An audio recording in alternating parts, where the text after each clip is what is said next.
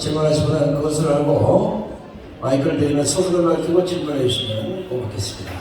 자, 질문하신 분? 자, 기자분들 질문하신 분 없어요? 네.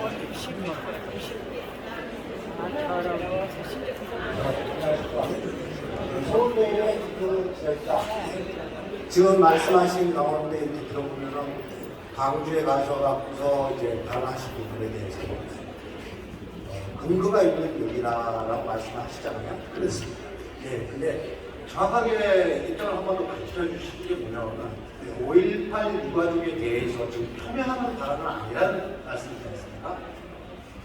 제가 그때 발언한 영상이 지금도 나라 TV에서 하나도 제가 안 지웁니다. 저는 특징이 그렇습니다. 20년 전부터 제가 발언한 연설, 강의, 설교는 한자도 안 지웁니다. 그대로 보존시킵니다. 왜? 내가 한 것을 전달하기 때문에. 그리고 그날 발언한 내용이 그런 것은 아니지만 내가 광주에 있는 시민들이나 그때 유공자들을 편애했습니까? 편애한 게 아니고 총을 쐈던 사람들은 광주 시민이 아니고 북한의 고정간첩이라고 하는 주장을 합니다. 그리고 광주 시민들은 우리들 나한테 감사하는 생각이에요. 또 5.18 유공자들도 저한테 감사하게 생각합니다. 만약에 반대로 말하면 그럼 당신들이 총을 쐈다는 얘기 아닙니까? 나는 그것을 광주 시민들의 명예를 회복시켜 줬다고 생각하는 겁니다. 또 하나의 질문을 드리겠습니다. 그러면 광주 시민의 자존심을 다시 한번 세우기 위한 제의라고 말씀하셨는데요. 거기에 따른 5.18 유족이나 이런 분들에 대해서 다른 지원을 할 수 있는 방안이 있는가 말씀해 주십시오. 저는 이미 그 제도가 만들어졌으니까 실제로 피해를 보는 사람들을 재심의해서 그렇게 하면 저는 500명 중에 5,000명 중에 3분의 1도 안 된다고 봤습니다. 재심의를 해서 철저히 분별해서 정말로 피해 보는 사람들 그분들에게만 보상을 해야 되고 전체적인 이것은 어느 초에서 해야 됩니다. 6.25 전쟁 때 참여했던 사람들 보상하는 것, 또 제주도 4.3 사건에서 민간인 중에 정말 억울하게 희생된 사람 그 수준에서 보상을 하고 끝을 내야지 이걸 마치 광주는 무슨 특별한 사건으로 하는 것은 나는 온당치 않다고 생각합니다.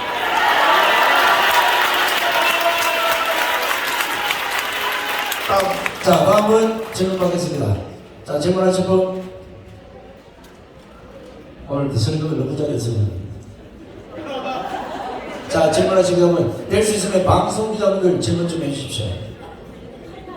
왜냐하면 생방으로 나가거나 아니면 편집해서 나갈 때 자칫하면 왜곡될 부분들이 있기 때문에 궁금한 거 있으면 질문을 해주십시오.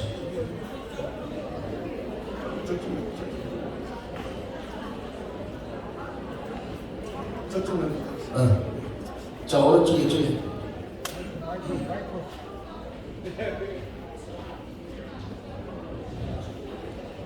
네, 주요 방송사 KBS, MBC, SBS, 저BS 등이 질문을 해주시면 더 좋았을 텐데요.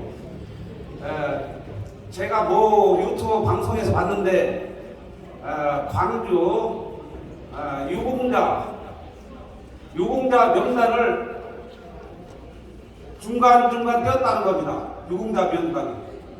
왜 떼었을까요? 말씀해 주시죠. 아니 그거는 저한테 질문하는 내용이 아닌가요?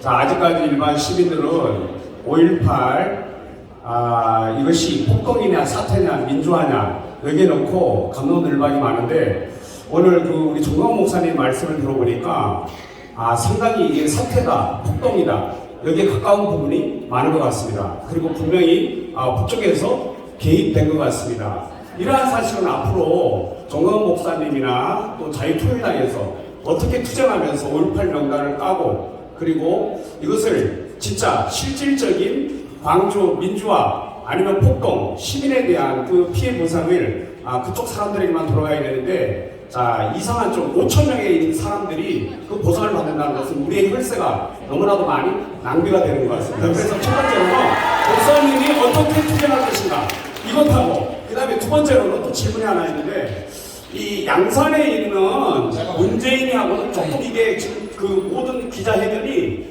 일률적으로 A4 용도 없이 그냥 쫙쫙 밀고 나오시는데 그 모든 것이 5.18이면 5.18 정치적인 문제 이 모든 것을 그냥 한꺼번에 쭉쭉 밀고 나오는 그 힘, 그 동력이 어디서 나오는지 그것 한번 더 궁금합니다.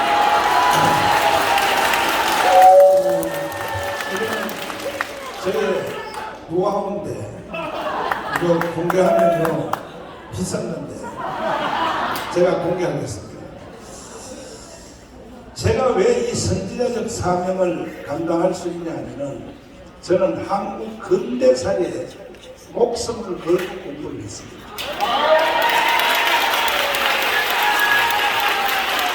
그러면 1945년 8월 6일 히로시마 원자탄이 터졌죠. 그리고 한반도는 두 가지 선택을 강요받았죠. 이승만과 살래, 김일성과 살래. 그때 대한민국은 이승만 선택했어요. 북한은 김일성 선택했어요. 그리고 어떤 세상에 살고 싶으냐? 두 번째 선택. 자유민주주의, 자유시장경제, 한미동맹, 기독교 이국론에 살고 싶으냐? 이게 이승만의 4대 건국기둥입니다. 아니면 공산주의, 사회통제경제, 중국을 친구로 하는 조중동맹, 그리고 주사파 세상에 살고 싶으냐? 선택해봐라. 그때 대한민국은 대한민국을 선택했고 북한은 공산주의를 선택했습니다. 똑같이 75년을 살았더니 북한은 거지가 된 겁니다. 대한민국은 세계의 자랑스러운 10대 대국이 된 것입니다. 모든 게임은 끝난 것입니다. 그럼에도 불구하고 문재인 이 악당이 중심이 되어서 대한민국을 해체하고 북한의 영광대로 가자. 문재인이가 한 5년 동안 하면 그 일밖에 한 거 없습니다. 그러면 우리 여기 공중파, KBS, MBC, SBS 감사드리는 것은 먼저 번에도 기자회견 할 때 이 기자회견 풀 영상을 그대로 다 올려주신 거에 대해서 감사드립니다. 오늘도 이 풀 영상을 짜리게 하지 말고 다 인터넷 뉴스에 올려주시기를 간곡히 부탁합니다. 그러면 건국 후 75년 동안에 일어난 남한의 무장폭동, 그 다음에 또 극렬한 또 데모, 이거의 시작은 1946년 대구의 10월 1일 날 대구의 무장폭동으로부터 시작된 겁니다. 그러면 대구의 무장폭동이 그게 누가 주도했느냐? 남로당의 5인방 중에 하나인 박헌영이 1번입니다. 박헌영, 이조학, 김상용, 홍림표. 5번째 무력부장이 이재복입니다. 이재복은 평양신학교를 나온 영천제일교회 담임 목사였습니다. 이 사람이 남로당의 무력부장이었습니다. 그 사람이 일으킨 것이 대구폭동입니다. 이건 역사적으로 알수도 못해요. 그래서 이것은 보충 설명을 이따가 우리 김성진 교수님이 짧게 또 한마디 해주시지만은 그 대구폭동이 시작입니다. 그 다음에 영천폭동, 김천폭동, 구미폭동, 거기서 그 유명한 박정희 대통령님의 친형님이 박정희 대통령의 친형님이 바로 무장폭동에 가담했다가 경찰한테 저격돼서 죽었지 않습니까? 그때 장례식을 할 때에, 형님 장례식을 할 때에 육군사관학교 2기인 박정희 대통령이 육사생도로서 형님 장례식에 왔죠? 울죠? 그때 이재복이가 가운을 입고 장례식을 진지하러 와서 그 이재복 목사 빨갱이 대장입니다. 박생도 형님을 죽인 원수를 복구해야 되지 않겠어? 어떻게 합니까? 이승만을 죽여야 돼. 지금부터 내 말 잘 들어. 그래가지고 육사 생도 생활의 생활비를 이재복이가 다 댄 겁니다. 박정희. 이것은 내가 박정희 대통령의 친자녀인 박근영 등등의 친히 내가 확인했습니다. 맞다고 했어요. 이재복 목사님이 우리 아버지의 육사 생활비 다 댄다고 했어요. 그래서 우리나라에 국군이 창설될 때에 박정희 대통령이 만주공관학교 수석 육사, 일본 육사에서 3등.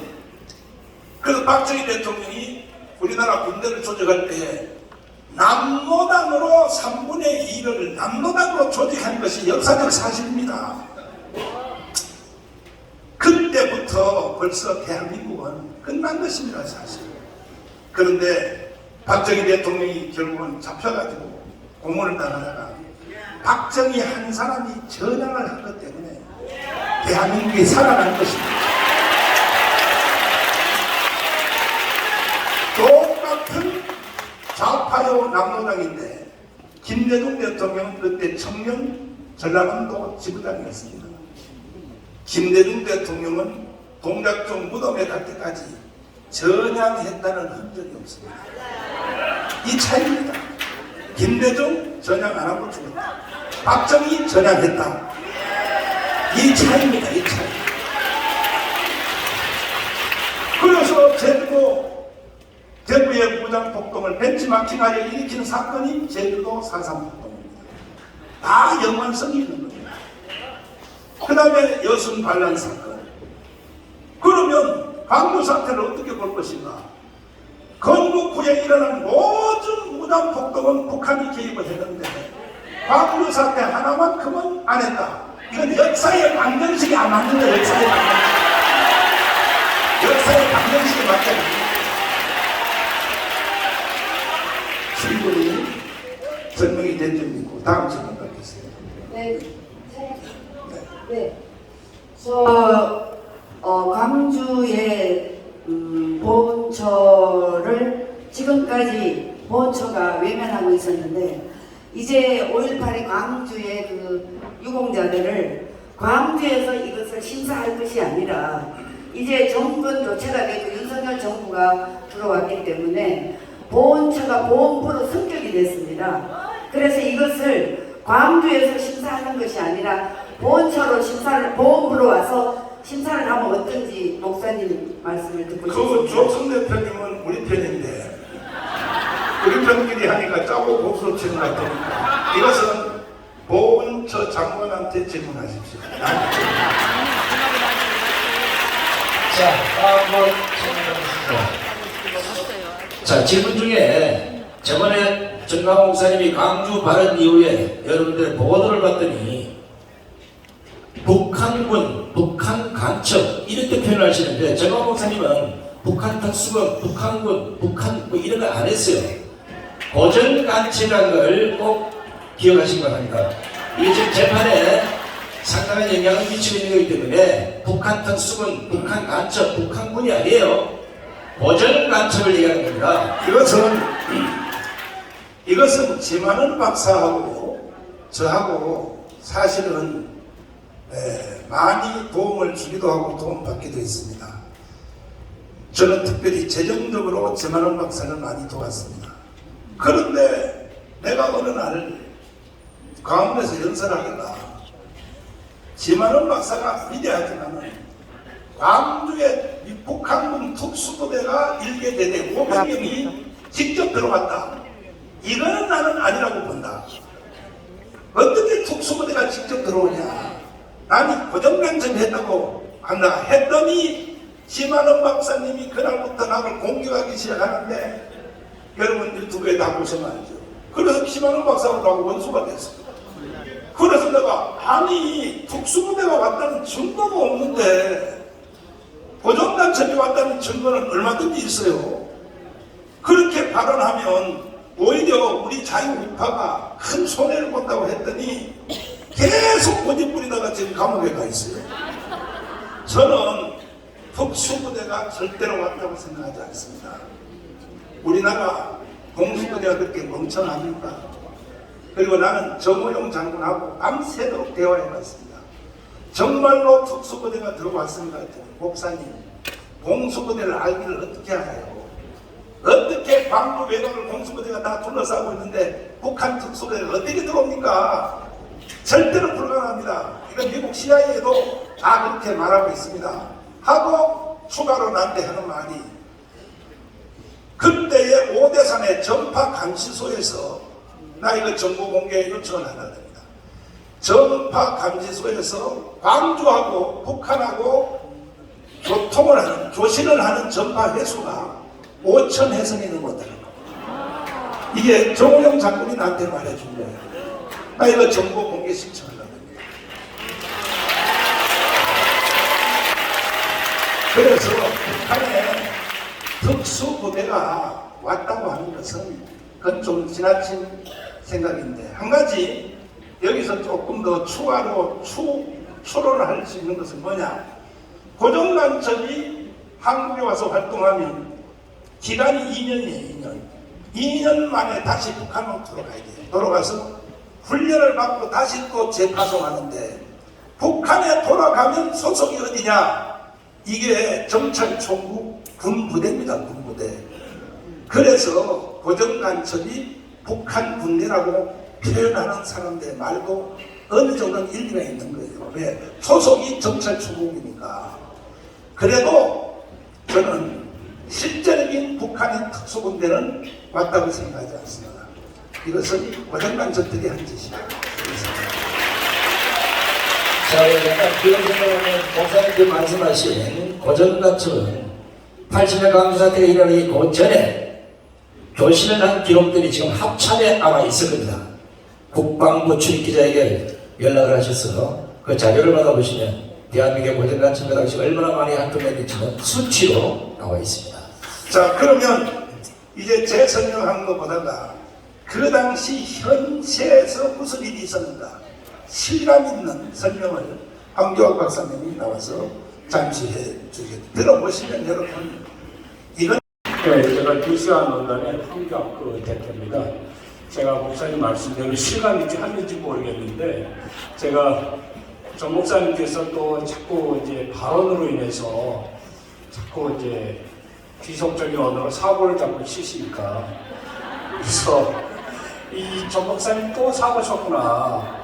괜히 5.18 좀 얼마 전에 지만원 씨가 구속이 됐는데 또 목사님이 이렇게 고정간첩이 개입됐다는데 해가지고 이거 잘못하면 목사님 구속됩니다 해서 제가 일단 우파의 지도자니까 구속되면 안 되니까 그래서 제가 그 북한 자료실 가서 여러 가지 많은 자료를 좀 찾아봤어요. 목사님 말씀이 사실인지 아닌지를. 그래서 저도 늘 이제 하도 이제 언론에서 이 표면적인 언어만 갖고서 막 정 목사님을 들이켜서 과연 정 목사님의 사상 내용적 언어가 얼마나 진실한지 저도 한번 추적을 해봤어요.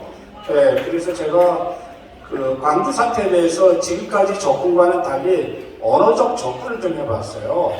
과연 이제 광주 사태, 광주 5.18 민주항쟁에 북한군이 개입됐는지, 북한 고정간첩이 개입됐는지 여기에 대해서 제가 언어적 추적을 해봤는데 첫 번째, 이건 이제 뉴스와 논단에 들어가시고 다 있는데요. 이거 여러분들이 한번 살펴보시면 되겠습니다. 예, 언어를 통해서 본 광주 북한 개입 가능성 여부 한번 보세요. 예, 여기에 이게 광주에서 있었던 당시의 플래카드예요. 예, 첫 번째 나온 게 전두환 찢어 죽여라. 그리고 두 번째가 전두환 대갈통을 시멘트 바닥에 깔아버리자. 세 번째 전두환 씹어 먹자. 이거는 광주 사건에 있었던 사진을 제가 보고서 이렇게 한 거고 제가 만든 것도 아니고 뭐 어떻게 다른 한 거 없어요. 그래가지고 이거 지금 재밌다 해서 이 북한 언론에는 좀 이렇게 어떻게 나왔나, 과연 북한 사람들이 이런 용어를 쓰는가 해서 제가 북한 노동신문을 추적을 해봤어요. 여기 한번 보세요. 여기에 그 양키놈들 몰아내자. 그 밑에 노란 줄을 보면 시작이 돌멩이로 경찰놈의 대갈통을 까면서 이런 언어가 나와요. 이런 대갈통을 깐다는 것은 남한에서 쓸 수 있는, 또 광주에서 쓸 수 있는 언어가 아니라 북한에서 사용하는 언어다. 이걸 지금 제가 알게 됐어요. 다음에 그걸 잠깐 보여주세요. 읽어보세요. 노동계급의 무쇠 마취로 미국 놈들의 대갈통을 박살내볼 것이다. 북한에서 쓰는 언어예요. 또 다른 것 좀 보여주세요. 요거 영상 좀 틀어주세요. 요거요. 영상.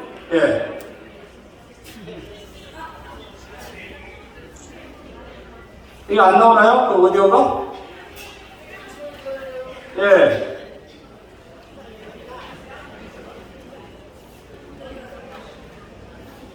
이 아나운서가 하면서 농대금의 무쇠마취로 미국 놈들의 대갈통을 박살내볼 것이다.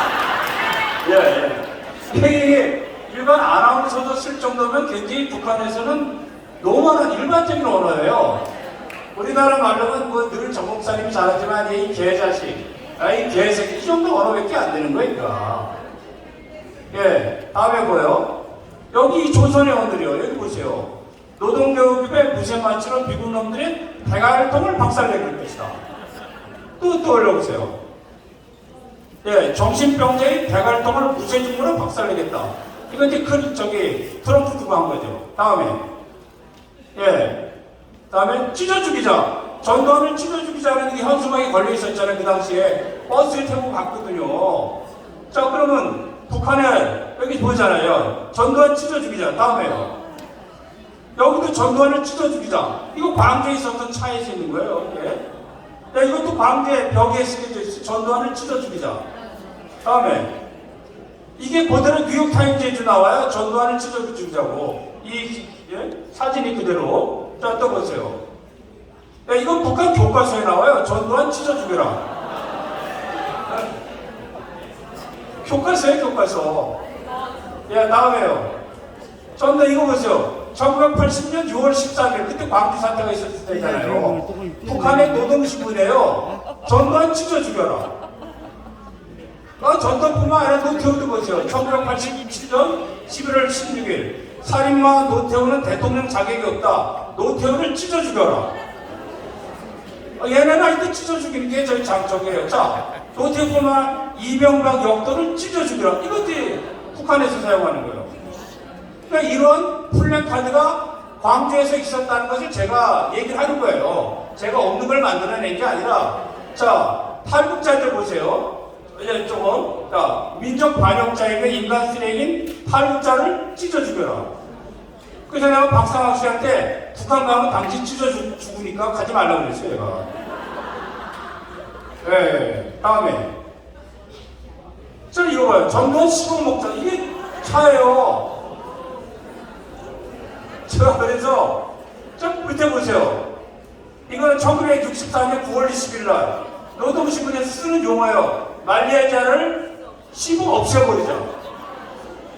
근데 제가 북한에서 탈북한 탈북자들한테 물어봤더니 그냥 보통 이 시범 먹자 찢어버리고 보통 욕이래요, 그냥. 그래서 이거를 제가 너하나 TV도 그렇고 제가 사람제일교에서 인터뷰한 것을 너하나 TV에서 유튜브에 올렸더니 전부 다 삭제해버렸어요. 저도 로타임즈라는 유튜브에다 올렸더니 아예 경고를 받아버렸어요. 일주일.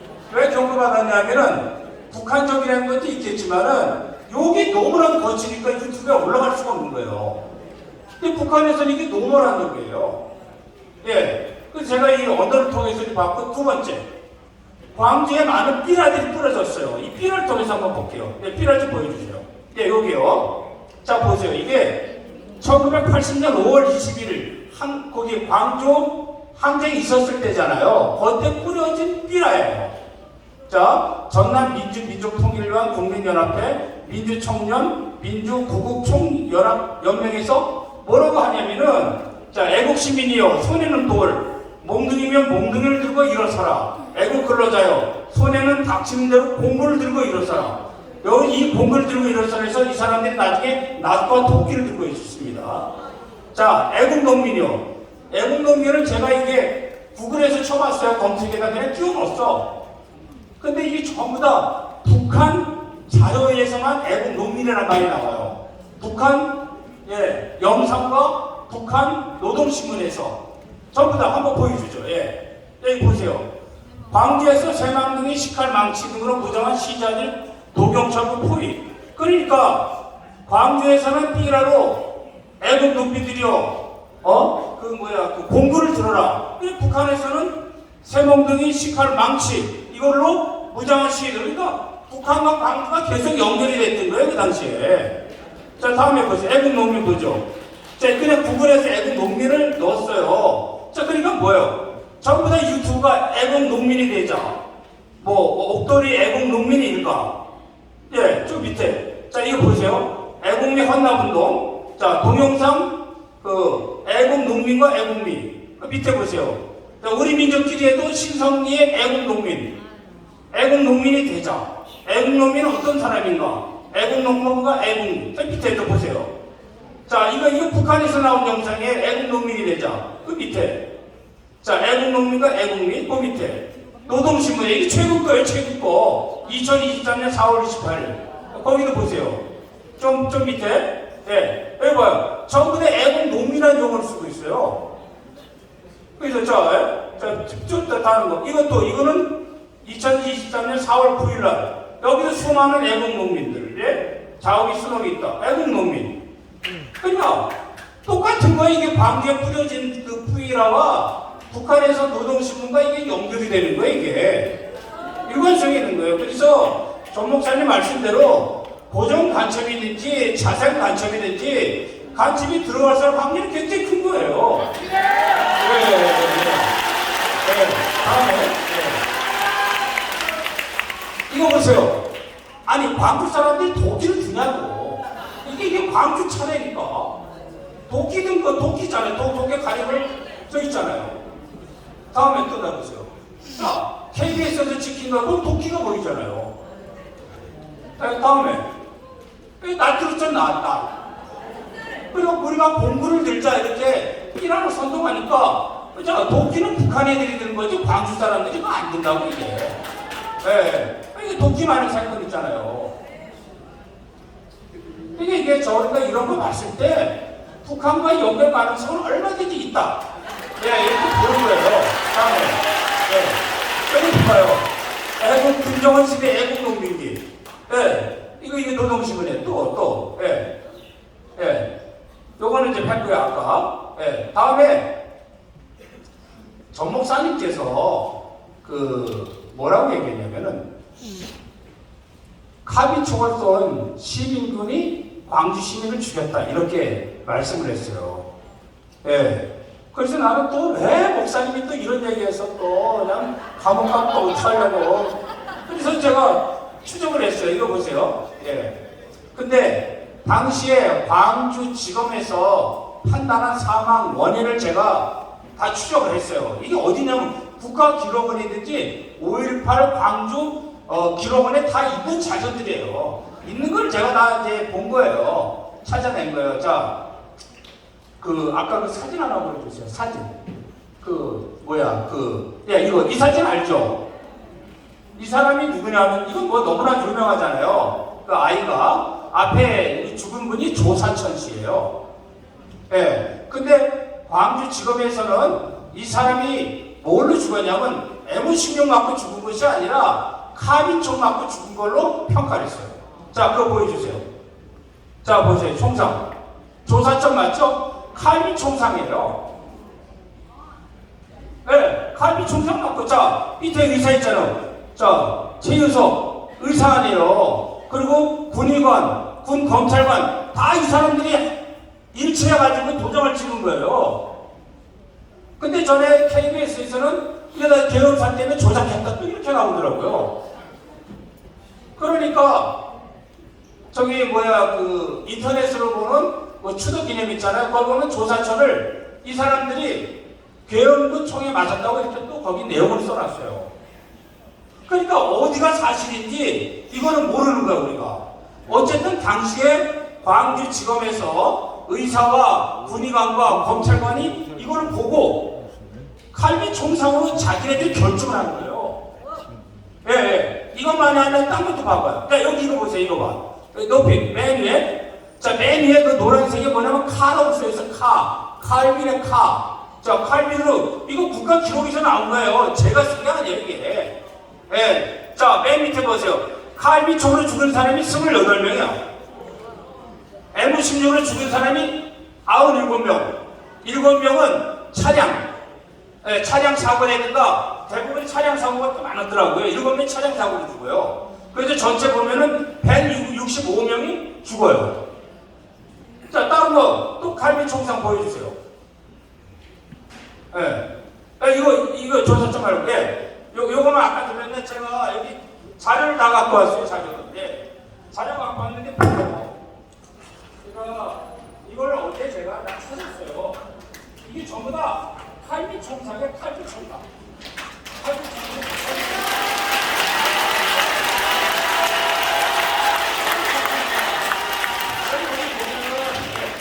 광주지방검찰청 최유석, 예? 그리고 군검찰관 중위 나종태, 군의관 대위 박승일, 경찰관 경사 주영문, 이들이 입회하에서 이걸 한 거란 말이에요.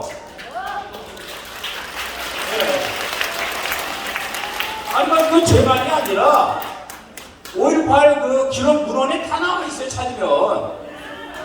그리고 자 보세요. 당시 또 이제 제가 정 목사님 말을 저는 입증하기 위해서 온 거지 제 얘기를 전하려고 온 게 아니에요. 예. 예, 예. 아, 감옥 가면 안 되니까, 정 목사님. 보세요. 당시 이거 또 하나, 이거 묶어 띄워주세요. 이거는 내외경제연구관 오기문 씨가 쓴 글이에요. 이것도 기록관에 나와요. 자, 보세요. 뭐라고 나왔어요? 예? 여기부터. 남한내 NL 주사파, NBL파, 무슨 파 혹은 21시 연합이나 트로츠키파는 모든 계급투쟁 조직들의 경우도 도의 차이는 있으나 80년 5월에 광주를 혁명투쟁의 연속산성에서 보고 있다는 사실이다. 자, 옆에 보세요. 어쩌면 민주투사나 시민군이 아닌 혁명가로서 윤상원이 마지막 최후 항쟁을 한 사람이에요. 들불 야학을 한 사람이에요. 광주 시민 전체를 지도한 사람이에요, 이 사람이. 윤상원이. 예, 자, 보세요. 자, 혁명가로서 윤상원을 평가한 박노해나 남한내 공산주의자들의 주장이 맞는다면 제2의 80년 광주를 꿈꾸는 혁명가들은 오늘도 윤상원이 그랬던 것처럼 역사나 경제, 이런 문해학습을 빙자한 혁명가를 양성하는지도 모른다. 그래서 진실은 꼭 밝혀져야 된다. 광주의 진실을 규명은 이제라도 국민 몫이다. 자, 또 하나 제가 읽어드릴게요. 여러분 박노해 씨 알죠? 박노해. 그 유명한 노동운동가 있잖아요. 그 노가 노동이고 해가 해방의 약자야. 그래서 박노해예요. 박노해. 윤상원에 대해서 1989년 노동 월간지에 쓴 글이 있어요. 제가 시를 하나 좀 읽어주려고. 박노해 이 노동 해방 운동가가 어떤 시를 썼는지 보세요. 윤상원의 상원은 장렬하게 죽어갔다. 광주 무장 봉기를 이끌며 민중 권력 탈주의 신들린 화신으로 80년대 남한혁명의 찬란한 새벽별이 되어 민중의 가슴속에 타오르는 혁명의 불꽃으로 민중 봉기 한가운데서 30살의 장엄한 목숨을 거두다. 1980년 5월 27일 4시 40분경. 예. 이게 제가 여기 굉장히 아주 그냥 이 박노해 씨가 글을 길게 썼어요. 제가 다 읽어드릴 수도 없는데 요거 하나만 읽어드렸고, 박노해 씨는 윤상을 어떻게 보냐면은 변증법적 계급 투쟁을 실천하는 사람입니다. 이렇게 보고 있어요. 그럼 우리가 잘 아는 공산군들이 이렇게 하는 거예요. 그래서 예. 아니 이거 기록에 나온 거 제 얘기가 아니라 예. 그래서 들불 야학이 그 여기 이 내용에 보면은 들불 야학이 이 학생들을 이게 놓고 이제 광주 사태가 발생하기 전에 들불 야학을 했어요. 여기 꽤 한 수백 명이 있어요. 여기에서 무기고 탈취 공작을 해요. 예. 그래서 어쩌면은 고정 간첩 아니면은 자생 간첩들이 무기고를 탈취했을 가능성이 많다. 예, 이렇게 합니다. 이상입니다.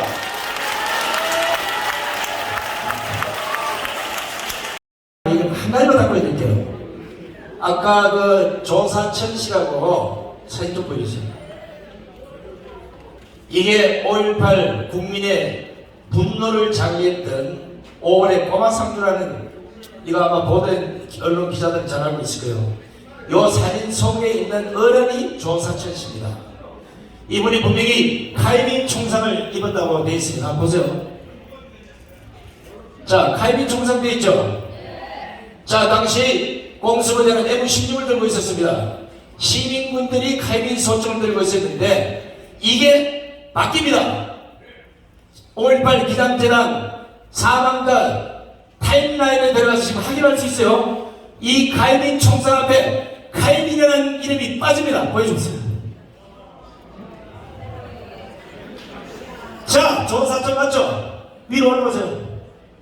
자, 여기 사망 장소, 그 밑에 보세요. 사망 원인, 총상이죠?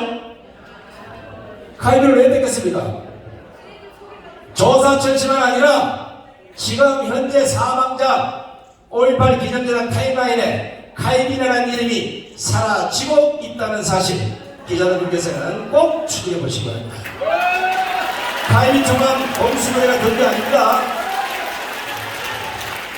자, 정강 목사님이 이렇게 근대 역사를 계속 설파하는 이유는 지금 대한민국에 비뚤어진 근대 역사는 역사학자들이 나서서 밝혀야 되는 겁니다. 안 밝히면 정강 목사님 얘기하고 있는 겁니다. 5.18이 아니라 사상, 여술, 제주 뭐 택도 없이 전체 다 현대 역사가 왜곡되는 거, 우리 부산대학 교수님이신 우리 김성진 교수님이 알려게 설명 좀 드리겠습니다. 네, 반갑습니다. 김성진입니다. 제가 어젯밤부터 한숨도 잠을 이루지 못했습니다. 그 이유는 너무나도 끔찍한 일들이 역사 기록에 남아있기 때문입니다. 그런데 사진 한 개 올려주시면 아까 내가 부탁한 거. 자, 이 사진이 이쪽에 있는 것은 김사복입니다. 택시 운전사의 실존인물. 옆에 있는 사람은 함석헌입니다. 아무리 제가 수염만 제거하고 보면 거의 같아요. 그리고 곱슬머리까지 같아요. 저는 이 정도만 얘기하겠습니다. 그 다음에 하면 사자 명예훼손이 될 수 있으니까. 그래서 이것들을 쭉 보면서 최근에 와서 여러 가지 문제들이 있는데, 또 하나의 사진은 따로 준비를 하지 않았지만 좀 더 검토를 해보겠습니다. 그 얘기는 핀츠팬터가 전 세계에 퍼뜨린 것으로 알려진 이 공수부대가 공복으로 청년을 내려찍는 장면, 저는 아무래도 이거는 조작된 것 같아요. 연출된 것 같다는 거죠.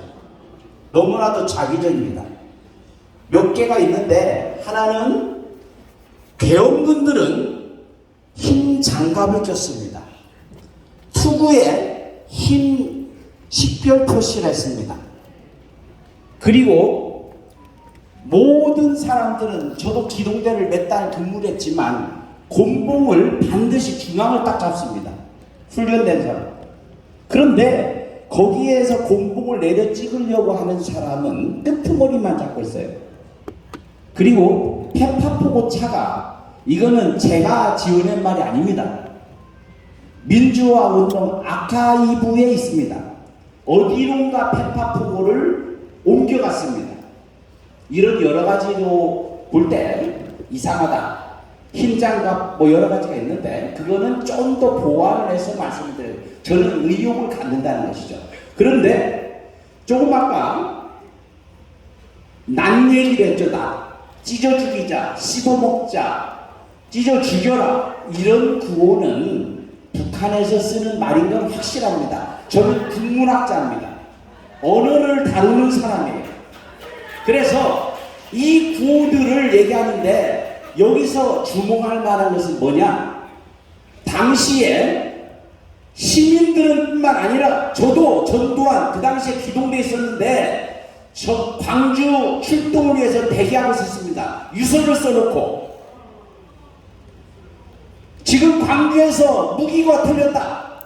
우리가 가야 된다. 라고 해서 24시간 비상 대기 상태로 있었습니다. 그때 뉴스를 통해서 전두환이라는 사람을 처음 알았어요. 그런데 왜 이게 중요하냐? 전두환을 누가 알아서 전두환을 찢어 죽이자 합니까? 이거는 기록에 남아 있습니다. 나는 전두환을 몰랐다. 이것이 지금 광주 유공자들의 증언으로 남아 있습니다. 광주 유공자 심사위원회에 올라있는 공식적인 기록입니다. 대부분의 사람들은 몰랐어요. 그런데 어떻게 거기에 현수막이라든지 이런 구호들이 그대로 갔을까? 이런 얘기입니다. 이거는 대구폭동부터 시작해서 일관된 흐름이 있습니다. 앞에서 말씀드린 거는 이제 제가 중원보완할 필요가 없기 때문에 좌익 혁명 이론의 핵심은 시신 시위입니다. 시신 시위. 시신을 이용해서 시위를 격화시키는 것입니다. 1946년 10월 1일 대구폭동이 일어났을 때 그걸 격화시킨 것은 경북의대 보관되어 있었던 그 당시에 콜레라가 창궐해서 죽었는데 그 시신을 끌고 나와가지고 경찰서 앞에 가가지고서 시신 시위를 한 것입니다. 이거는 이미 사실로서 드러나 있어요. 똑같은 방식으로 그것을 기록으로 남아있는 것은 제주폭동의 주도자 김달삼이 시신 시위를 주도했다. 이렇게 기록에 나와 있습니다. 이 사람은 이걸 피해서 제주로 가서 또다시 시신 시위를 기획합니다. 그것이 3.1절에 시위대를 향해서 말이 지나간데 말발굽에 밝혔지만 죽지는 않았어요. 그런데 이것을 빌미 삼아서 시위를 격화시키고 그래서 몇십 명이 몇천 명을 몇만 명을 어떻게 막습니까? 그래서 공포탄을 쐈는지 어떻게 했는지 알 수가 없지만 그 부분이 아직까지 의문으로 남아있습니다. 광주를 볼까요? 힌츠페터가 광주로 갔습니다. 시간이 다 달라요. 힌츠페터는 자기 취재일지에 20일에 야당 당수를 만나러 갔다. 일본에서 서울에 오자마자 야당 당수를 만나러 갔습니다. 이 부분을 언론에서는 숨기고 있어요. 그리고 21일에서야 광주로 간 것으로 얘기되고 있습니다. 그런데 이 첫 발표 시점이 달라요. 기록들이 좌파 언론도 다 다릅니다. 19일에 첫 번째 발표가 있었다. 그런데 최근에 와서 그 이전에는 21일 오후 3시 30분에 발표 명령이 내렸다. 이렇게 됐는데 최근에 와서는 이것이 19일로 둔감합니다. 왜냐? 시신을 트럭에 싣고 왔다 나가는 기록으로 이거하고 맞추려고 하다 보니까 날짜가 발표 명령 날짜가 달라지는 겁니다. 그래서 이런 모든 것들은 남김없이 아무런 구애 없이 제가 여기 올라도 저는 현직 공무원 아닙니다. 지금은 2월달에 정리했기 때문에. 하지만 모두가 두려움을 가지고 있어요. 유튜버한테 내가 얘기를 하려니까 5.18 하고 내 방송 파괴돼요. 이런 식의 현상이 지금 대한민국에서 자유민주주의 대한민국에서 벌어지고 있는 것입니다. 우리는 아무렇지도 없이 말할 수 있어야 됩니다. 왜 대한민국에서 5.18을 얘기하면 감옥에 가야 되느냐? 이거는 말도 안 되는 겁니다. 시신 시위 이거 반드시 밝혀야 됩니다. 그 다음 두 번째, 거기 시위를 악화시킨 것이 있습니다. 김현장의 문건이 뭐냐면 전두환 살육작전입니다. 전두환 살육작전 모르는데 그 당시에 김현장은 구례에 있었습니다. 구례에 있는 사람이 어떻게 광주에서 이런 일이 일어난 걸 압니까? 이거를 해서 이거를 퍼뜨린 사람이 누구냐? 박창신 신부입니다. 연평도 사포격 사건 때 이거 해야 된다 이렇게 주장한 이 자가 그 당시에 전북 익산의 여주 성당에서 이거를 등사해서 퍼뜨린 겁니다. 이거는 명백하게 증거가 입증되고 있는 것입니다. 그런데 아까 요 사람 한번 더 보여주시죠. 김사복이 요 김사복 오른쪽에 있는 사람이 1972년에 정부사하고 접촉한 것으로 지금 알려지고 있습니다. 공식적으로는 75년도에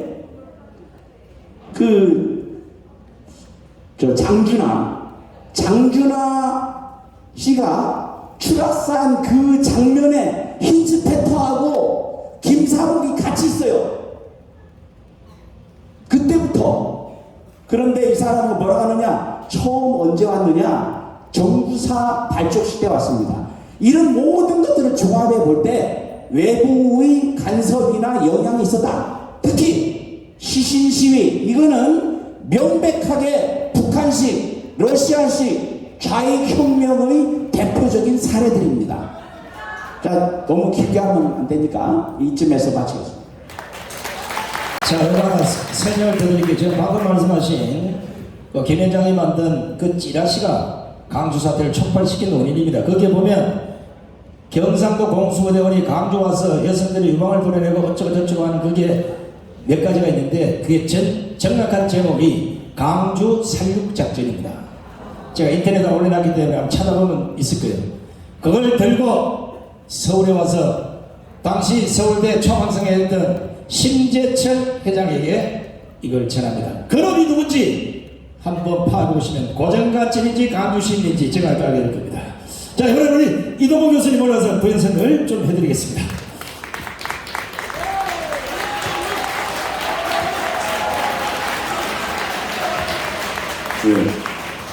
이동호입니다. 저는 학생운동 출신인데 몇 가지 제가 좀 5.18 관련해서 제가 경험하는 것을 좀 말씀드리고자 합니다. 우선 첫 번째 5.18 전에 제가 부산에서 그러니까 기독청년회 총무로 활동할 때 그때 김대중 비서가 있었습니다. 노경주라는 사람인데 지금은 뭐 나이 훨씬 많이 됐겠죠. 그 사람이 저에게 다가왔습니다. 그리고 김대중을 만나고 가자고 했습니다. 그래서 아마 지금 겨울인데요. 동교동에 김대중 씨를 만나고 왔습니다. 그리고 그 후에 5.18이 터졌습니다. 5.18 터지고 제 기억에는 5월 18일, 19일이나 20일경으로 짐작합니다. 뭐 아주 오래된 일이니까요. 어쨌든 그때 저에게 약 100여 장의 그 삐라를 갖고 왔습니다. 삐라가 아니고 지금 예를 들면 뭐 성명서 같은 거죠. 그러니까 근데 거기에 내용에 보면 그러니까 제가 지금 가장 그리고 5월달에 5월만 되면 청년들이 5.18만 되면 굉장히 열병을 앓듯이 알았습니다. 그 내용들이 뭐였냐면 각 대학교에 뿌려진 내용, 5월의 노래도 또 있습니다. 뭐 이렇게 콧잎처럼 뿌려진 너의 적가슴, 뭐 그다음에 임산부의 배를 갈랐다, 경상도 청년들이 술을 먹고 광주시민 학살했다, 이런 내용들이 당시 20대 청년들의 정말 가슴을 끓게 했거든요. 모두 5월만 되면 열병을 앓게 했습니다.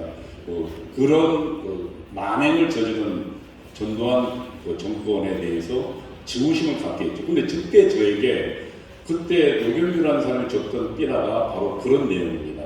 술을 먹은 경상도로 구성된 공수, 전부 새빨간 거짓말입니다. 제가 그 후에 특전사에 차출돼서 갔었는데 그때 광주에 갔던 사람도 있었습니다. 그 사람들 중에 호남 사람도 있었어요. 그런데 어쨌든 술을 먹인 경상도만 차출해서 호남에 보내서 죽였다.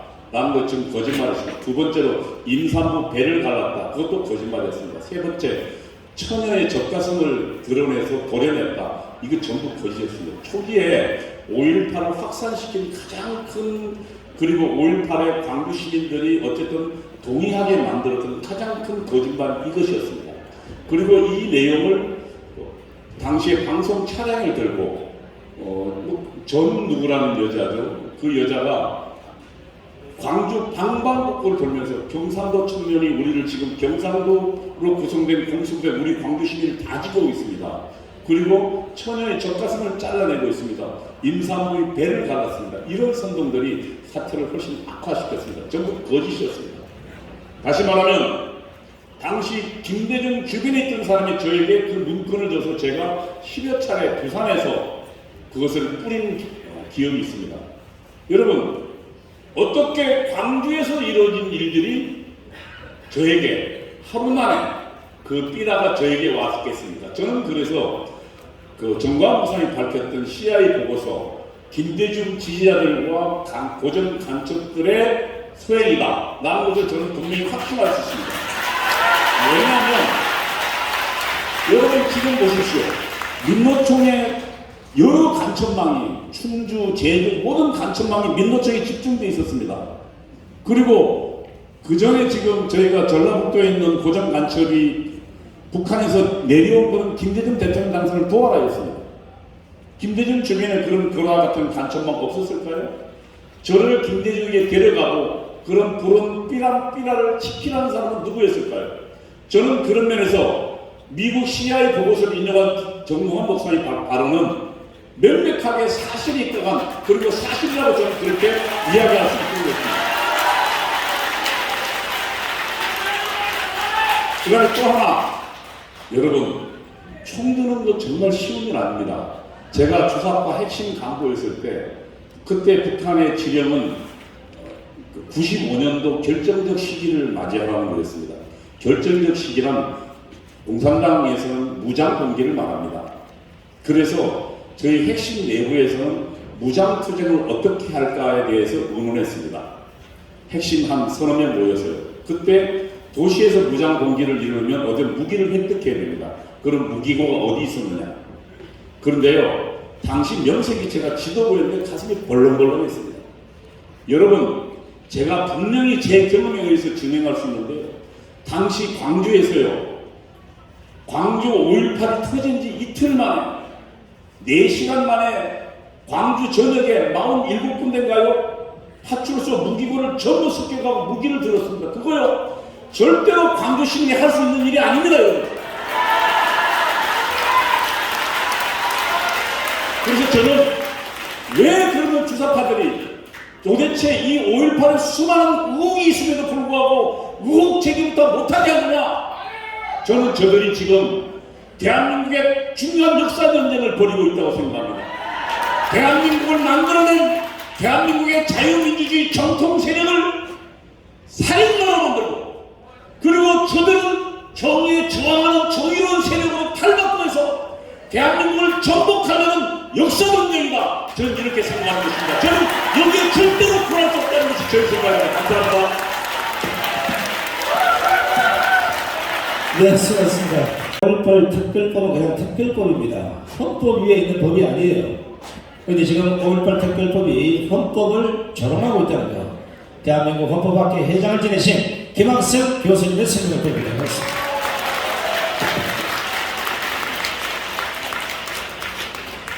대한민국의 성역 아닌 성령이 5.18입니다. 우리 문재인 정권은 2021년 6월달에 5.18 왜곡 금지 조항을 두어서 모든 5.18에 대해서 발언을 하지 못하게 하고 있는 것이죠. 그것에 대해서 잠깐 헌법학자로서 말씀을 올리겠습니다. 민주주의는 다원주의와 상대적 가치관을 전제로 하기에 역사적 사실에 대한 인식이나 평가가 자유로울 것을 요구합니다. 민주주의 체제에서는 법도 판결도 고정불변이 아닙니다. 법률도 수없이 개정되고 판결도 변경되고 있습니다. 다른 사상을 부정하고 다른 역사 인식과 표현을 국가 폭력의 대상으로 삼는 것은 대한민국 헌법 질서에서는 용납될 수 없는 것입니다. 이는 파시즘의 전체주의에서나 볼 수 있는 것입니다. 문재인 정권에서 만들어진 5.18 왜곡 금지 규정은 파시즘이 추구하는 전체주의 그 이상도 그 이하도 아닙니다. 고위공직자 인사청문회장에서 역사적 사실에 대한 인식을 묻는 경우가 종종 있습니다. 5.16이 쿠데타인지 2010년 천안함 격침을 누가 했는지 등을 질문하고 있습니다. 이 경우 후보자의 역사 인식은 고위공직자를 평가하는 사항에 불과한 것이지 그의 역사적 인식이나 발언을 가지고 처벌하지 않습니다. 2021년 중앙선관위 위원으로 국회에서 선출된 조성대는 인사청문회장에서 천안함 폭침을 부정하고 북한의 도발로 보지 않은 사람입니다. 그러나 문재인과 민주당은 조성대가 헌법기관의 공직을 맡는데 하자가 없다고 했습니다. 처벌은커녕 고위공직자 자격이 있다는 것입니다. 역사적 인식과 해석은 법에서 일률적으로 규정할 수 없습니다. 역사적 인식과 해석은 시대에 따라 또 상황에 따라 바뀌기 때문입니다. 자유평등 박애를 구호로 내건 프랑스 혁명의 경우 당시에도 부정적 견해가 많았지만 200년이 지난 여론조사에서 잘못된 혁명이라는 평가가 더 많기도 합니다. 또한 역사적 사건에 대한 인식은 끊임없이 변화하고 있고 재해석되며 재해석되어야 하는 것입니다. 제주 산업 사건이나 5.18의 경우 이를 민주항쟁으로 보면 괜찮고 부정적으로 보면 처벌 대상이 된다는 것은 양심과 표현의 자유에 대한 명백한 침해입니다. 이는 역사적 사건은 다르게 해석될 수 있다는 것을 부정하는 것으로 국가적 폭력에 해당하는 것입니다. 5.18 왜곡 금지 규정은 위헌입니다. 그 근거를 보면 첫째, 위 규정은 법이 적시한 내용과 다른 표현을 하는 것을 처벌하고 있는데 이는 역사적 사실에 대한 평가가 하나로 해석되어야 함을 전제로 한 것이며 역사에 대한 인식과 표현을 강제하는 것으로 다른 역사적 인식을 가진 국민을 폭력적으로 배제하는 것을 목적으로 하기 때문입니다. 둘째, 위 규정은 특정 사건에 특정 인식을 강요하는 것으로 양심, 학문, 표현의 자유에 대한 본질적 침해가 되는 것으로 위헌이 되는 것입니다. 셋째, 위 규정은 명백 현존하는 위헌의 법리에 어긋납니다. 표현의 자유를 사전 제약하려면 표현의 내용이 국가 안보에 미치는 해악이 명백하고 현존해야 합니다. 이러한 명백 현존의 위헌 법리는 법원과 헌법재판소의 확고한 입장이기도 합니다. 그래서 국가보안법도 자유민주질서와 국가안보에 직접적으로 위협하는 수준이 아닌 한 김정은에 대한 찬양도 허용하고 있는 상황이기도 합니다. 그런데 5.18에 대한 역사적 인식은 명백 현존하는 위험이 없음에도 이를 처벌 대상으로 규정하고 있습니다. 그래서 위헌인 것입니다. 넷째, 위 규정은 적용에 있어 평등의 원칙에 위배될 소지가 매우 큽니다. 5.18을 민주주의 확립 과정에서 펼쳐진 민주화 운동이라고 보는 것은 처벌되지 않습니다. 더 나아가 5.18을 계급투쟁과 혁명투쟁으로 보거나 미국에 대한 반제투쟁으로 보는 북한의 입장을 대변해도 왜곡으로 보지 않습니다. 그러나 5.18은 순수한 민주화 운동으로 보기 어렵고 북한의 개입이 있었다고 보는 인식만 처벌하겠다는 것입니다. 또한 광주 사건에서 1000명이 학살되었다는 허위 주장은 용납됩니다. 그러나 광주 사건에 북한이 개입되었다는 가능성이 있는 의혹에 대해서는 역사 왜곡이라고 하면서 관련자에 대한 명예훼손으로 처벌 대상이 된다고 합니다. 명백한 평등 위반이 되는 것입니다. 허위사실 유포와 관련하여 지적할 사항이 하나 있습니다. 문재인 대통령은 두 차례에 걸쳐 헬리콥터로 기관총 사격을 했다고 주장해 왔습니다. 대통령의 발언 자체가 허위사실로 확인될 수도 있는 사안인 것입니다. 만일 헬리콥터로 기관총을 사격했다는 사실이 밝혀지지 않는 한 문재인부터 허위사실 유포로 처벌 대상이 되어야 할 것입니다. 이보다 더 큰 허위사실 유포는 없기 때문인 것입니다. 그러나 동법의 취지는 기관총을 사격했다는 허위사실의 유포는 처벌 대상이 아닌 것 같고 오히려 기관총 사격을 안 했다는 것만을 처벌 대상으로 보는 것 같습니다. 결론입니다. 5.18 왜곡금지법은 역사 인식과 표현을 처벌 대상으로 삼겠다는 것으로 법과 다른 개인의 역사 인식을 처벌 대상으로 삼겠다는 것입니다. 개인의 역사 인식을 처벌 대상으로 삼겠다는 것은 자유에 대한 유린이요 국가의 사상적 강제로서 우리 헌법상 결코 용납될 수 없는 것입니다. 전경원 목사님은 지난 4월 광주에서 5.18 관련 주장을 하셨습니다. 아무도 말하지 않고 금기시되어 있는 사안을 말씀하셨습니다. 전 목사님의 용기와 소신에 대해서 칭찬을 못할지언정 처벌해야 한다고 세상은 떠들고 있습니다. 이것이 세계 10대 강국이며 선진국이라고 하는 대한민국의 자상이라니 슬프지 않을 수가 없는 것입니다. 거짓이 판치는 세상에서 진리는 말하는 것이, 거짓이 판치는 세상에서는 진리를 말하는 것이 곧 혁명인 것입니다. 감사합니다. 우리 김광선 교수님이 헌법재판소의 위헌법률 심판 제청을 하리라 기대해봅니다. 자, 다시 한번 강조합니다. 북한 특수군이나 북한군이 왔다고 얘기한 적 없어요. 제가 보도를 보겠지만 북한 고정간첩이라고 분명히 말씀드립니다. 자, 1부를 여기서 정리하고 다음 2부는 국민의힘과 우리 시국 관련된 정강원 목사님의 입장 발표를 직접 들어보겠습니다.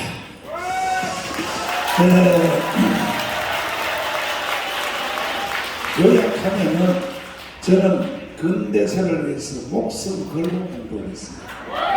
그러니까 제 눈에는 보이는 거예요. 아까 김선진 교수님이 좀 이 교수님들은 아는 거는 많은데 설명을 잘 못해요.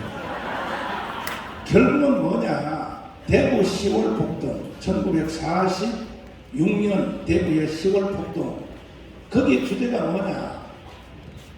임신부의 배를 갈라라, 처녀들의 젖을 잘라라. 이 구호가 그대로 제주도로 옮겨간 거예요. 그 제주도로 옮겨간 그 똑같은 구호가 광주로 그대로 옮겨간 거예요. 근데 그 구호의 시작은 어떻게 됐냐? 처음에는 히틀러부터 시작된 거예요. 히틀러가 그 말을 사용했고, 그 다음에 선동하기가 해요. 그 다음에 볼셰비키 혁명이 사용한 거예요. 1917년. 그러니까 딱 맥락이, 이 구호의 핵심이 좌파 빨갱이 종북이 무슨 구호로 선동하는지를 이건 세계에 이미 다 나와 있어요.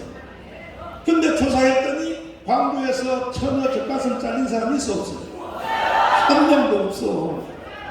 임신부의 배를 갈린 적이 있어 없어요? 그러면 그것으로 뭔 잔소리가 많냐면 잔소리가. 그 다음에 핵심은 나는 고정간첩이 했다 이렇게 지금도 주장하는데, 그 당시에 그러면 광주에 1980년 5월 18일 때 그때에 광주에 고정간첩이 있었나 없었나 이거 따져보면 되거든. 여러분 생각에 있었을 것 같아요? 없을 것 같아요? 제일 많았어요. 제일 많았어요. 전국에 고정간첩이 없는 도시가 어디 있어요? 지금도 고정간첩이 꽉 찼어요. 지금도. 내가 왜 윤석열 대통령을 좋아하느냐? 나도 마음에 안 드는 게 많이 있지만 간첩을 잡아주기 때문에 좋아하는 거야. 지금 뭐 제주도, 창원, 어디 지금 간첩을 지금 잡고 있는데 이게 다 잡았겠습니까? 1%도 못 잡았어요. 1%도. 또 그 당시에 거기에 간첩이 없었다고 하는 놈이 그게 빨갱이요, 빨갱이. 그리고 무기고를 파출소에서 뺏어 탈취했는데 그게 총이 몇 자루냐면 5,000정이에요. 5,000정. 5,000정을 시민분들이 그렇게 하겠어요? 군대 작전하듯이 하지 않으면 절대로 4시간 만에 그런 일을 못 일으키고, 특별히 천주교 신부님 집에서 가사 도우미를 일했던 처녀 그냥 시내를 다니며 마이크를 잡고 바로 그런 구호로 선동한 거예요. 지금 공수대가 와서 임신부의 배를 갈랐습니다. 그 선동한 그 여자는요, 처형해야 돼. 처형. 그 사람은 민주화 운동의 공로자가 삼으면 돼요, 안 돼요? 그것 때문에 이렇게 비극이 일어났는데 말이야. 그리고 이동호 교수는요, 자꾸 지금 피하려 가려고 그러는데 보세요. 북한에요. 이동호 교수님. 일로 나와봐요, 다시. 자꾸 기하려고 그러는데 보니까 아직도 빨갱이 근성이 조금 남아있어요. 제가 보니까.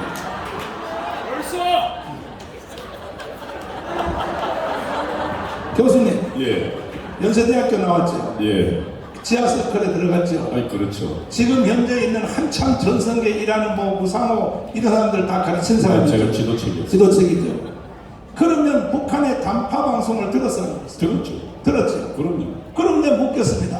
북한의 단파 방송을 듣고 실행하는 사람은 좌파요, 간첩이요? 그래서 이놈이 간첩이라니까요. 그 말을 하려고 그러는 거야, 그 말을. 근데 본인이 자꾸 좌파 운동만 했다고 그래. 단파 방송을 듣고 시행한 사람은 다시 말해 간첩이요, 좌파요? 그때 김대중 씨도 김대중 바로 옆에 비서가 단파 방송을 녹취한 것을 그렇지. 매일 전해주는 비서가 있었어요. 그 김대중 씨한테. 예, 김대중. 그럼 김대중도 그 간첩이야. 내용 알고 있었어요. 저랑 만날 때 그렇지. 북한 한민족은 이렇게 이야기한다. 그렇지. 그래서 우리는 요만큼 가자 이렇게 서로. 그러면 북한의 단파 방송을 듣고 시행했던 사람들이 숫자가 몇 명 정도 되는 것 같아요? 당시 뭐 학생운동 핵심들은 다 그랬죠. 다 그랬어요. 그러면 그게 다 간첩인 거야. 그렇죠. 아니 내 말이 틀렸어요? 북한의 단파 방송을 듣고 한국에서 시행하는 사람은 좌파예요, 간첩이에요? 그런데 무슨 놈의 광주에 고정 간첩이 없었다고 정당원을 처벌하겠다고. 그리고 설령 보세요. 자, 이거 여러분 잘 들어야 돼요. 이제 잠시 후에 내 장경동 목사님을 모실 텐데 잘 들어보라고요. 설령 광주에 고정 간첩이 없었다고 치자. 고정이 없었다고 쳤는데 내가 고정 간첩이 했다라고 주장하면 오히려 광주 시민들의 명예를 회복시켜 주는 거 아닙니까? 그래, 총 쏜 사람은 우리는 안 쐈다. 우리는 안 쐈는데 모르겠다 누가 쐈는지. 근데 정광훈 목사가 말하기를 고정간첩이 쐈다. 고정간첩이 없다 해도 내가 고정간첩이 쐈다 하면 광주는 나를 칭찬하고 박수를 쳐야지. 장경동 목사님 보시겠습니다. 이 장경동 목사님은요 저하고 달라요. 키만 비슷하지요. 보통 불쪽제비가 아닙니다. 예를 들어서 이런데 참석하는 것까지도 장경동 목사님은요 40일 금지해보고 와요. 이게 가는 것이 하나님의 뜻인 거 아닌가. 아주 섬세한 분입니다. 지금 내가 또 대한민국이 막 시끄럽게 됐는데 나는 이참에 이걸 정돈하지 않고는 절대로 대한민국에 희망이 없다. 이렇게 생각합니다. 어떻게 생각합니까? 저는 항상 뭐든지 주제가 나오면 일단 네 박자로 만들어 보는데요. 잘한 것이 잘 되면 1등이죠. 실수하고 못한 것이 잘 되면 2등입니다. 근데 잘한 것이 잘못되면 3등이고요. 못한 것이 잘못되면 4등인데 이거는 좀 더 지켜봐야 되는데 이제 저는 목사입니다. 그냥 목사. 저는 얘기해도 설교고 뭘 강의해도 설교고 다 설교인데 우리나라 말 중에 아 다르고 다르다는 말이 있습니다. 이게 영어로도 그게 표현이 되는지 모르겠는데 참 좋은 말입니다. 파는 안으로 굽는다. 참 좋은 말입니다. 그런데 제가 안타까운 게 뭐냐면 아무리 내가 언론에서 이 얘기를 해도 팔이 안으로 굽는 것까지는 옳지만 아닌 건 아니다라고 할 수 있어야 된다. 아무리 팔이 안으로 굽어도 부러지면 안 되잖아요. 아닌 건 아니다라고 얘기해야 되는데 내가 잘해서 잘 되죠. 내가 잘못해서 잘못되죠. 그런데 이게 꼭 그렇지 않은 수가 있어요. 잘하는데도 잘못되는 게 있고요. 잘못하는데도 잘 되는 게 있어요. 그러면 잘못해서 잘 되면 왜 그게 잘못했는데 잘 될까? 내가 잘했는데 왜 잘못되면 왜 잘했는데 잘못될까? 내 소관이 아닌 소관이 있더라고요. 함이 아빠한테 잘못해가지고 저주를 받을 때 아들 막내 가나안이 저주를 받아요. 그 가나안이 저주받은 건 자기 잘못이 아니에요. 아버지 잘못이에요. 오늘 우리가 하는 행동들이 나도 잘하고 내 자손에게도 잘되게 해야지, 나도 잘못되고 자손에게도 잘못되게 하면 안 됩니다. 네. 설령 내가 잘못되더라도 자손이 잘 되는 게 더 낫죠. 그 가운데 하나가 뭐냐면, 저는 욕을 잘 안 하는 스타일이에요. 예를 들어서 뭐 이승만을 욕하고 뭐 박정희를 욕하고 하면 안 됩니다. 그런데도 욕을 해요. 그런데도 그거는 가만히 있어요. 그러면 김정은이를 욕해 보십시오. 김정은을 욕해 보십시오. 아마 내가 아는 상식으로는 죽입니다. 푸틴 욕해 보십시오. 내가 아는 상식으로는 좀 있으면 사라집니다. 욕을 하는 건 잘못이지만 했다고 죽이는 그 자세가 옳은 자세냐. 자, 제가 이 5.18을 가만히 보면서 4.19 의거, 5.16 혁명 뭐 다 있어요. 그런데 4.19에 대해서 계속 욕을 하면 괜찮아요. 5.16에 대해서 계속 욕을 하면 괜찮아요. 5.18에 욕을 하면은 법으로 제정해서 감옥을 보낸다. 이 패턴이 저는 잘 모르겠지만, 이 패턴이 욕하면 안 된다, 욕하는 놈이 나쁜 놈이다, 이거는 이해가 되는데, 욕하면 감옥을 보낸다, 이거는 너무 이렇게 보완하려고 하는 의도가 강한 거 아니냐. 그 개인적으로 설령 그게 아무리 훌륭한 일이라도, 아무리 훌륭해도 욕은 얻어먹거든요. 예, 이 지구상에 가장 훌륭한 분 1등이 제가 알기로 예수님입니다. 예수님 그 당시 욕 많이 얻어먹었습니다. 그렇게 훌륭한 분 욕했다고 예수님이 다 막 죽이고 감옥에 보내고 그러지 않잖아요. 또 하나 궁금한 겁니다. 저는 그 훌륭한 분들의 왜 이름을 자꾸 말씀을 하시는지. 그 훌륭한데 존경하게 해줘야 될 거 아니요. 감추고 존경하자. 조금 이해가 잘 안 돼서 그렇습니다. 자, 언론에 이 조사하시는 분들에게 제가 양심적으로 묻고 싶어서 그렇습니다. 이렇게 조사를 하면 저도 이렇게 와요, 전화가. 막 얘기하다 보면 끊어요. 왜 계속 하다가 끊냐고요. 계속 가야 될 거 아니에요, 조사가. 그 말은 제가 추측컨대 조사 수위 조절을 하는 것은 아닌지 다 모르지만 조사한 당신은 알 거 아니요. 그분에게 내가 해주고 싶은 말이요. 아, 내가 조사를 하지만 이 조사가 객관적인지 의도성이 있는지, 의도성까지는 이해가 하는데 이거는 아니다 그러면 아니다라고 얘기해 주는 것이 내 삶이 불편하든 편안하든 좋고 나중에도 좋아지지, 우선 잘 살겠다고 그렇게 가면 하나님은 다 아시거든요. CCTV가 지금은 하도 많아서 뭐 거의 피하고 다니기 어려울 것 같아요. 어디 나는 찍혀 있거든요. 이거를 더 많이 만들어서 CCTV로 다 잡아내게 하자. 그러니까 개인적인 생활에 침범을 받으니까 그렇게 하면 안 된다라고 의견을 내는 분이 계시더라고요. 물론 뭐 일리가 있어요. 근데 제가 또 궁금한 거는 그 개인적인 사생활이 알면은 안 되면 뭐길래 찍지 말라고 그럴까? 저는 뭐 부족하지만 한 가지 제가 잘하는 거 있습니다. 저는 가다가 눈에 띄면 휴지를 계속 줍습니다. 다는 아니지만 눈에 띄면 주어요. CCTV에 다 찍혔어요. 그것도. 말을 바꾸면 어떤 제도나 뭐를 목적 달성을 위해서 자꾸 거짓말로 하려 하지 말고 당신 양심을 살려서 그냥 솔직한 가운데 설령 내가 피해가 손해가 오더라도 솔직한 것 결과는 훌륭한 것이고, 아무리 유익이 와도 거짓말 뒤에는 유익이 있는 것 같아도 결국 유익이 있는 것이 아니니 제가 중요하게 생각하는 건 손해와 이득만의 문제가 아니고 저는 목사가 보니까 꼭 천국은 가게 해놔야 될 거 아니냐. 예. 다른 의사가 예수를 은 30에 팔고 은 30을 벌었어요. 잘 벌었어요.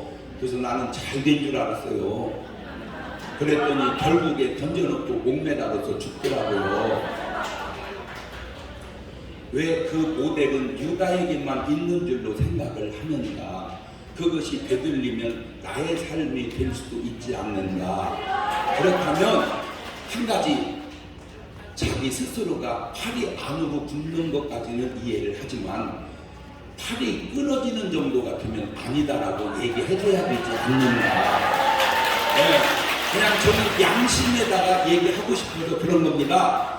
조사를 하시든 뭐 언론을 하시든 안으로 굽는 것까지는 괜찮지만 이거는 아니라고 하면서 계속 하신다면 그거는 당신 자신도 나중에 후손도 좋지 않은 게, 하나님이 사울왕을 통해서 아말렉을 멸하라고 그러더라고요. 그러니까 어떤 분은 그러더라고. 하나님이 사랑해, 하나님이 말이요 멸하라면 되냐고. 물론 그 말도 일리가 있는 것 같지만 400~500년 전에 아말렉이 이스라엘을 쳐들어와요. 그때 모세가 손을 들면 이기고 내리면 지다가 손을 들어 아론과 뿔이 받쳐서 전쟁을 이깁니다. 끝난 줄 알았어요. 400~500년 지난 다음에 하나님이 그걸 심판하시더라고요. 지금 제가 얘기를 듣고 보니까 참 진실은 다 밝혀지는구나. 어쩌면 저렇게 똑똑할까? 네. 여러분, 거짓으로 훌륭해졌다고 훌륭해진 거 아닙니다. 네. 왜곡으로 나빠졌다고 나빠진 거 아닙니다. 하나님은 아세요. 한 가지, 사람 의식에서 하나님 의식으로 한번 살아보십시오. 저는 이 얘기를 꼭 김정은 위원장한테 해주고 싶어요. 나만 생각하지 말고 주민은 또 한번 생각을 해봐라. 민주주의에서 살찌고 빠지는 건 괜찮아. 자기 취향이니까. 공산주의에서 살찌고 빠지는 건 안 됩니다. 왜? 편협돼 있다는 증거잖아요. 같이 찌고 같이 빠져야지. 한쪽만 찌면 여기서야 자기 능력으로 찐 거니까 괜찮지만 그쪽은 자기 능력이 이상한 능력이잖아요. 나 하나 내려놓으면 2,500만 1억 인구가 편안하고 세계가 편안한 것을 내 자리 하나 지키겠다고 그렇게 하는 그 행동이 과연 진짜 훌륭하고 아름다운 일인가? 그 미사일을 동해바다에다 쏘노니 그거 만들지 말고 그냥 고기 사서 국민들 먹입시다. 왜 그런 얘기는 한마디도 안 하는지 나는 그것이 궁금해서 그래. 왜 그런 얘기를 한마디도 안 하냐고 얘기해야 될 거 아니에요. 또 내가 여기 나온 김에 또 얘기하고 싶어요. 저 홍콩에 사태가 났을 때 뉴스로 계속 다뤘습니다. 지금도 막 외국의 뉴스로 다룹니다. 광화문에 나는 술을 못 세겠어요. 도저히. 여기에 수백만인지 수십만인지 저 어마어마한 사람이 나와도 왜 한 번도 뉴스를 다루지 않는지. 이렇게 모이면 안 됩니다라고 뉴스를 하든지, 이렇게 사람들이 모이고 있습니다라고 뉴스를 하든지, 보도하시는 분은 한번 양심에 손을 얹고 양심적으로 제가 얘기하는 거예요. 양심적으로. 네.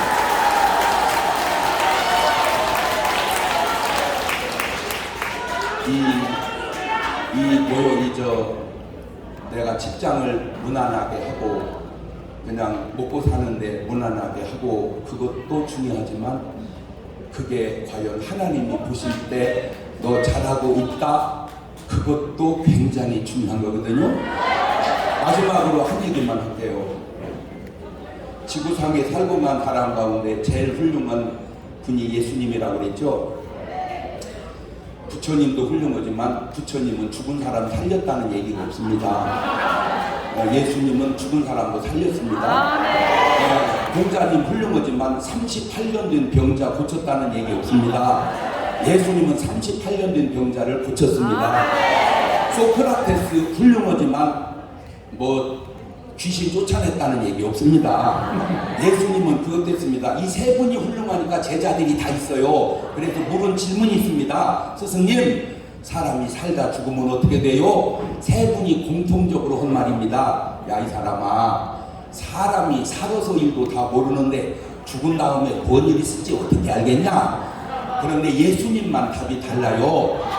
주님, 사람이 살다 죽으면 어떻게 돼요? 이들 마음에 근심하지 마라. 하나님을 믿으니 또 나를 믿어라. 내 아버지 집에 거할 곳이 많도다. 예수님만 답이 달라요. 내가 지금 뭔 얘기하려고 하냐면, 왜 사람 말은 그렇게 들으면서 하나님 말씀은 안 듣냐? 왜 거짓말은 그렇게 들으면서 진실은 왜 안 듣냐? 그걸 가정으로 가져올게요. 야, 한잔 하러 가자. 그러면 갑니다. 야, 한판 치자. 그러면 갑니다. 심지어는 나와 여관에 가서 자게 갑니다. 다 갑니다. 그런데 야, 교회 가자. 안 갑니다. 왜 못된 데는 다 따라가는데 좋은 데는 안 가자. 그걸 알아냈어요. 그걸 내가 알아냈어요. 굉장히 중요한 얘기입니다. 왜 남자들은 마누라 말은 안 듣고 술집 여자 말은 그렇게 잘 듣냐? 왜 여자들은 신랑 말은 안 듣고 제비 말은 그렇게 잘 듣냐? 알아냈어요! 내가 썩었기 때문입니다. 교회당과 술 자시고 춤추는 곳이 다른 게 뭔지 아세요? 교회당은 화납니다. 창문이 많고 길을 틉니다. 왜? 알아도 오, 너 왔구나, 너 왔구나. 그런데 춤추고 술 자시고 춤추는 데는 매호간이 가는 사람이 몇이나 있겠습니까? 아니, 매호간이 돈 주고 거길 왜 갑니까? 집에서 주지.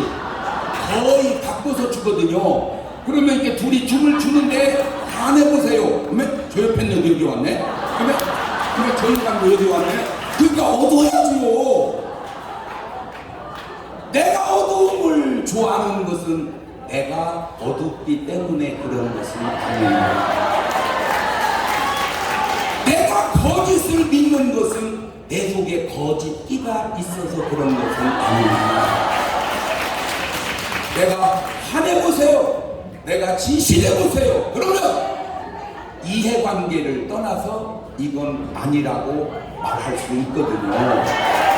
그런데 아닌 걸 아니라고 말 못하는 이유는 이해관계를 초월하는 옳고 그름이 내게 없기 때문에 그런 것은 아닌지, 그냥 저는 그냥 목사로서 설교하듯 그냥 양심을 얘기하는 거예요.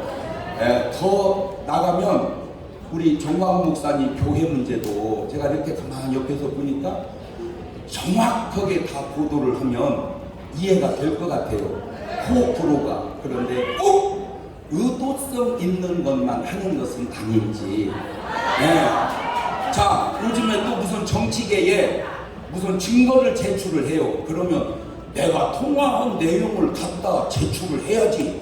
다 없애고 새로 전화기 갖다가 제출하면 그게 제출이냐고요. 제출이죠. 제출은. 그런데 그런 제출을 제출이라고 할 수 있겠냐고요. 속여서 생기는 유익은 지금은 유익 같지만 진정한 유익은 아닙니다. 진실을 드러내서 얻는 손해는 손해 같지만 그것은 손해가 아닙니다. 그래서 마지막 네 박자로 유익한 데다가 진실하면 1등이고요. 손해가 나는 듯 해도 진실하면 2등이고요. 유익은 한데 거짓되면 3등이고요. 손해난 데다가 거짓말하면 재수 5붙어서 4등입니다. 언론이나 나라나 심지어는 교회나 모두가 정직하십시다. 감사합니다.